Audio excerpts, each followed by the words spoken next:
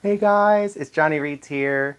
Just want to say welcome back to my channel, and if you're new here, welcome. I'm excited to have you today. I just want to say thank you to everyone who watched my last video. That was amazing, over 2,000 views. As a brand new creator, I was absolutely astounded. That was amazing, and also want to say sorry about the mic quality. I don't know what happened there. I did some tests today. We'll see if it actually works, but hopefully the sound quality is better in this video. And then also, I accidentally, when I first published the one that got 2,000 views, I accidentally published the unedited version of it. And I had like done this little thing and that I really wanted you to watch, so I republished. I didn't take down the original video that I had posted, but did I did post the original edit this past Wednesday, just so that you could see what I had worked on. So if you want to go check out what was different, probably not much. I mean, the review's pretty much the same. Probably some boring stuff cut out of me just doing like, which I'm trying to work on, by the way. So, but anyways, today we're going to do a video on James Islington's The Shadow of What Was Lost. So I read this because of a book club that I'm in, and I will say I really enjoyed this read. It didn't disappoint too much. There are a few things that I definitely would like to critique, but I'll save that to the end and talk to you about what's good. So I will say this is a very easy read. James Islington, his prose is very smooth. There's not too much that I feel is very, what's the word? I will say, I don't want to say simple. It's not that it's simple, because obviously the story is very complex, but it's written, I guess, in such a modern day way, even though it's a high fantasy, that you don't even need to really read the next sentence to know what James is actually going to write. It's just, it goes that smooth. I found reading this, I actually read it pretty quickly. So even though it took me a little over a week, the only reason why is because there were several days in there that I didn't read.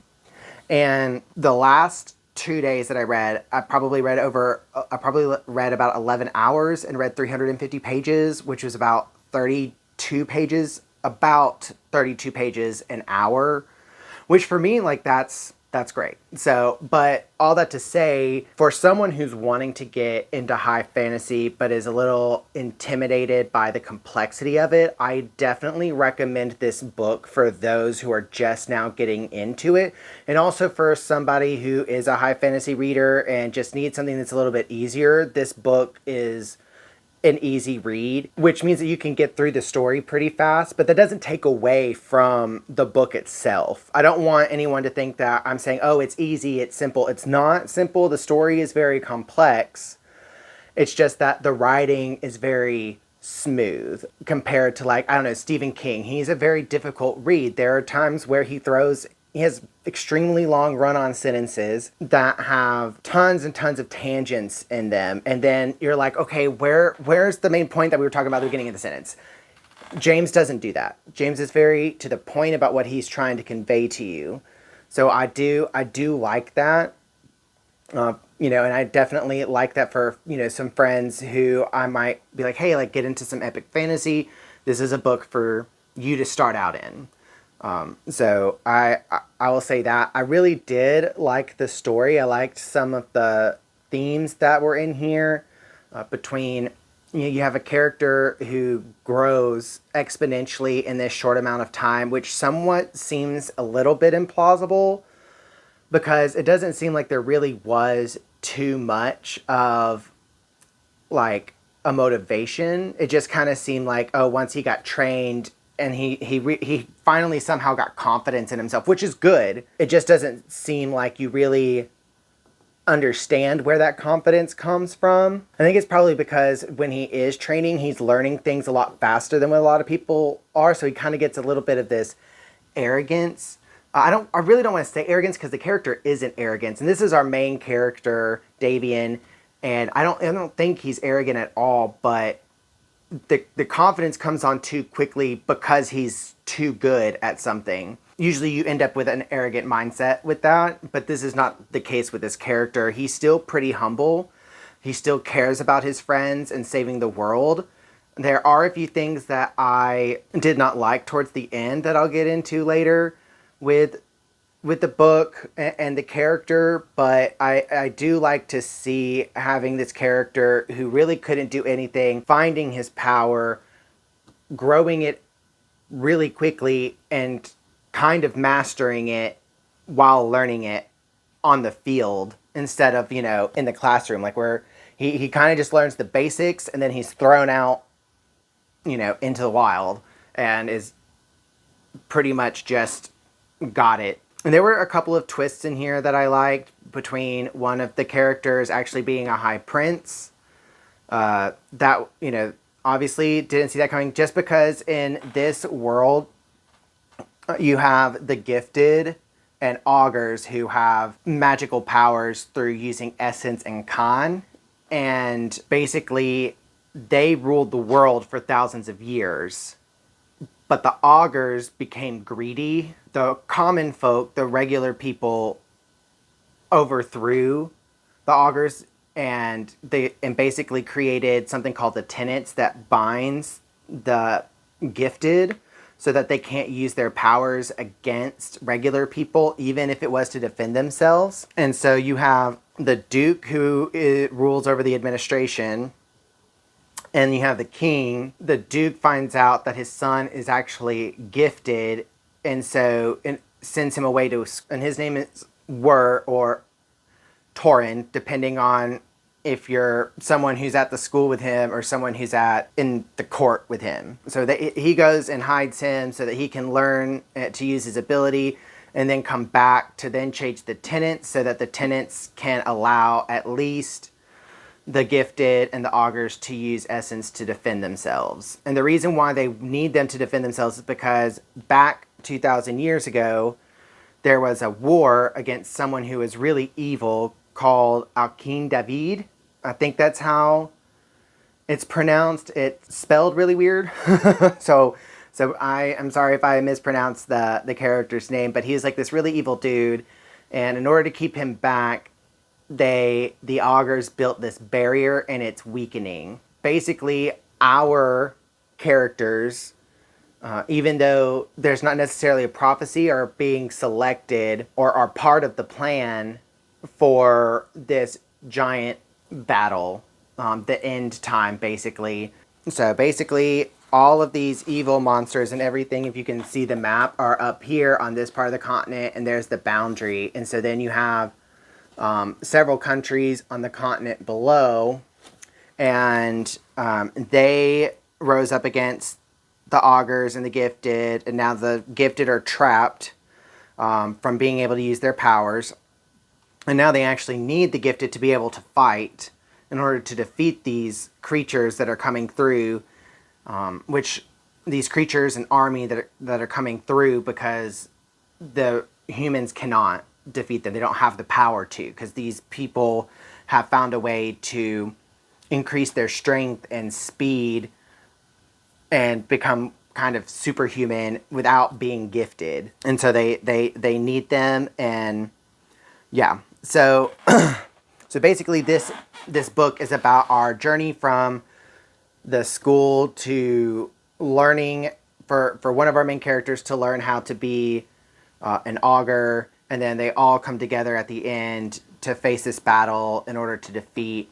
And then along the way, they also meet this mysterious kid who doesn't have any memory of of who he is or what he's done, but has been accused of murdering an entire village. And he has also great power and can use essence against common folk and the administrators, so he is not marked by the tenets.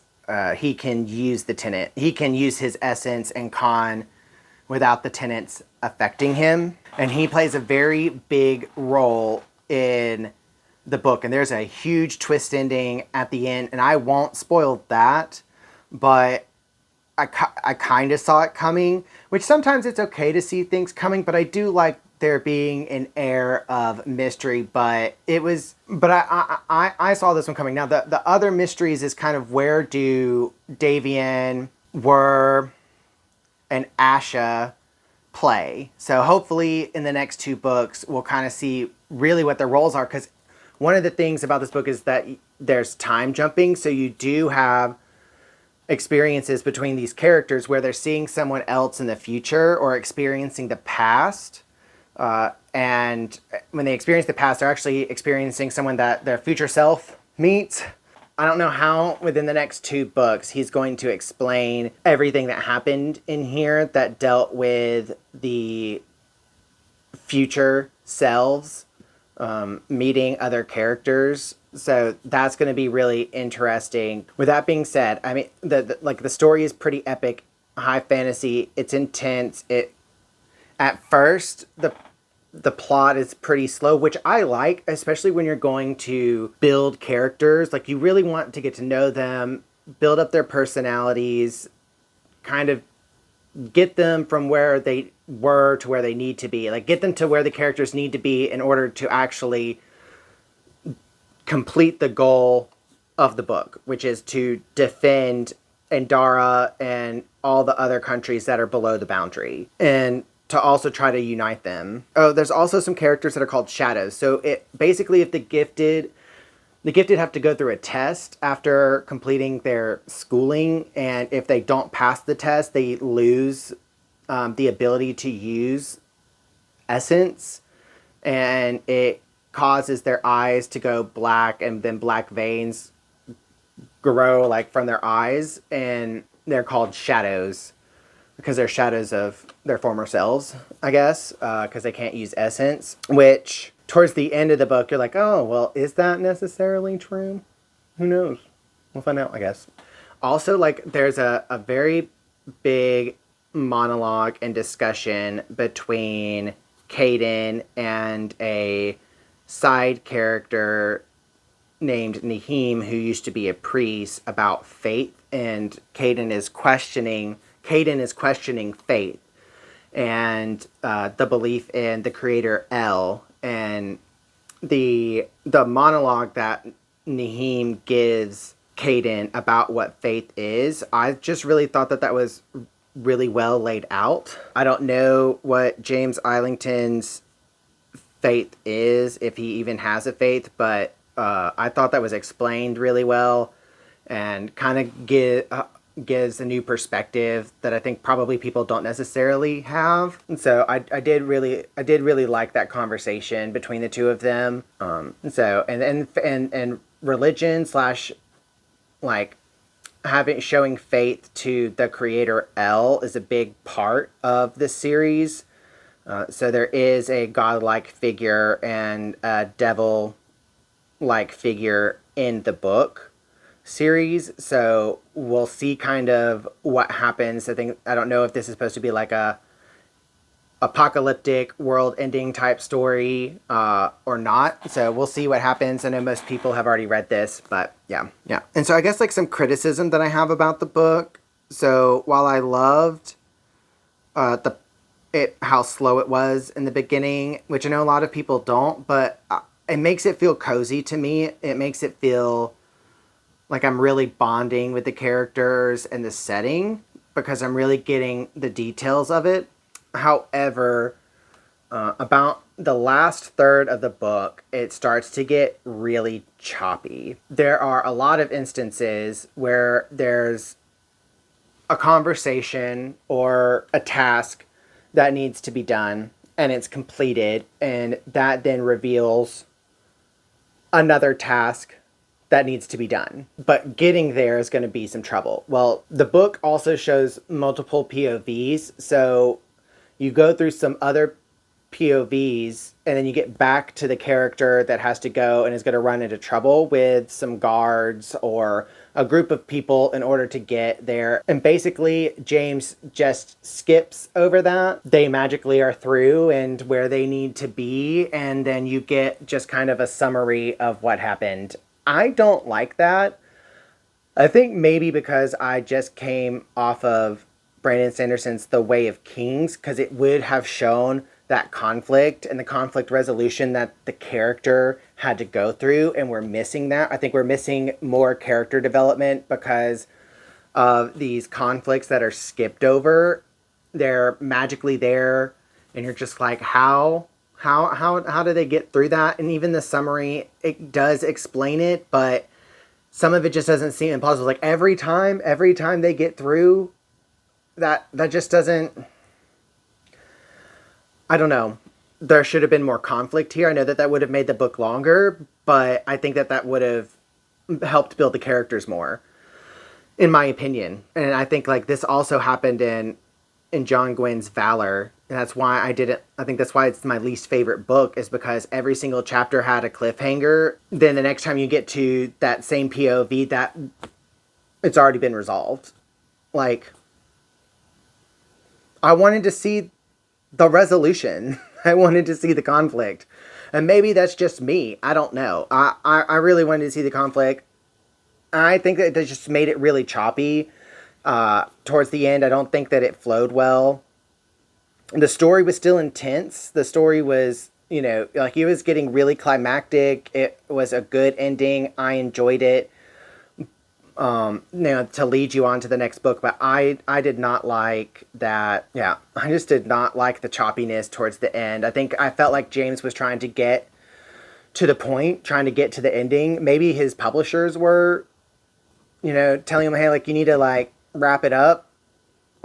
Maybe he has some, B manuscript somewhere lying on the floor of his house where it actually shows these conversations, run-ins, conflicts, but we don't get that as a reader towards the end of the book. It's pretty sped up, but that also made it a faster read, in my opinion. It didn't make, it wasn't slow at all. Another thing that I have a qualm with is that this is supposed to be a high fantasy, an epic fantasy. And so we're set in a setting that is to resemble, medieval England, or like 16th, 17th century England, or Europe.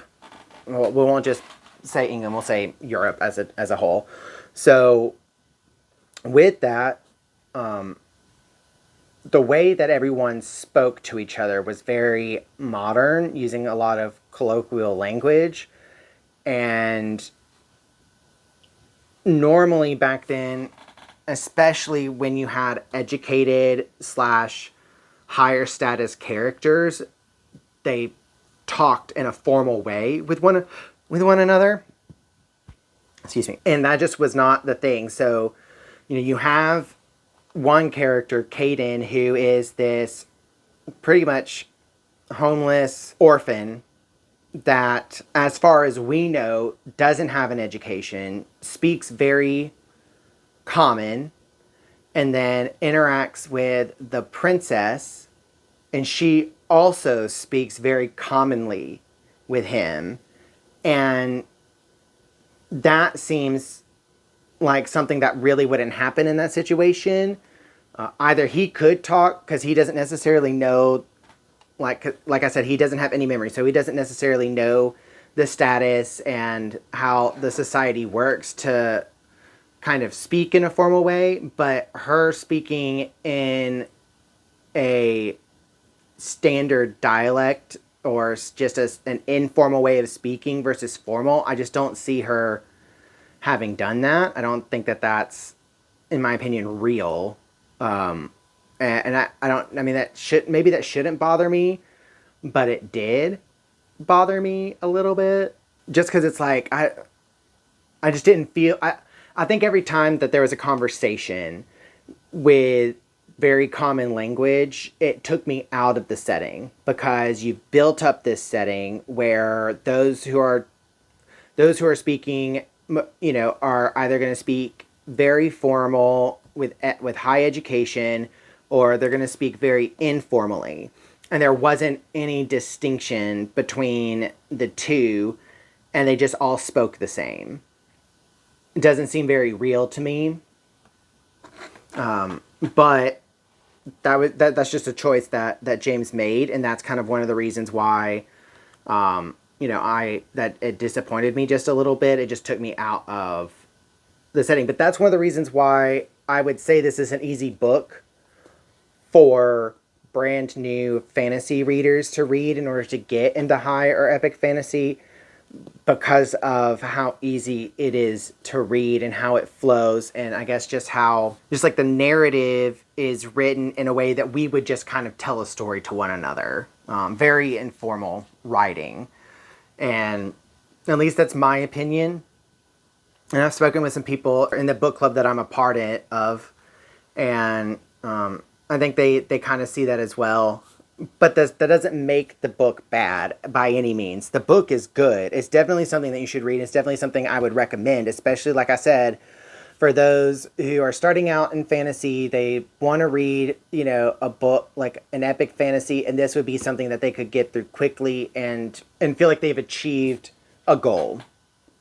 So, but all that to say, with the book, I thought it was pretty great. I gave it 4 out of 5 stars. I definitely recommend it. If you, I think most people have already read the Lycanius trilogy, and so for those who haven't, pick it up. Don't be intimidated by it. It's not an intimidating read. It flows really quickly. You'll be amazed at how fast you get through it.